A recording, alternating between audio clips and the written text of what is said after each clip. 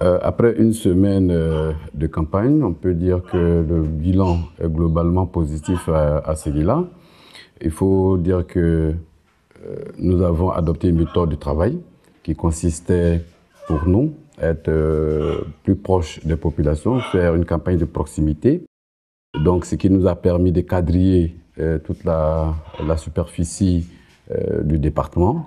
Donc, nous pouvons dire que chaque mètre carré du département a été visité par nos hommes. Aujourd'hui, après une semaine, ne serait-ce que par le nombre de cartes déjà retirées, nous pouvons dire que le bilan il est largement, pour nous, de notre point de vue, il est largement positif. Monsieur DDC, vous avez lancé une compétition entre vos équipes sur le terrain.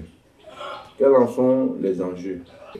D'abord, par cette opération-là, qui consiste à mettre en jeu des motos aux secrétaires de section, aux différentes structures du parti. Il s'agissait pour nous d'impliquer davantage ces structures-là pour qu'elles puissent approprier la campagne du candidat Alassane Ouattara. Et deux, pour nous, il ne fallait pas donner le sentiment que nous récompensions avant la fin du travail. C'est-à-dire que ce n'est pas pour nous de venir et distribuer des motos aux différentes structures, mais pour les motiver, les encourager à faire davantage.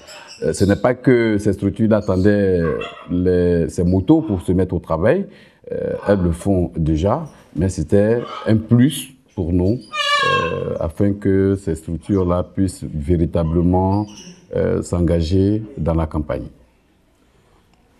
Monsieur le DDC, l'abstention est la crainte principale pour cette élection.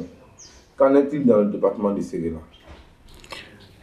La question du taux de participation, surtout l'abstention, est une préoccupation nationale.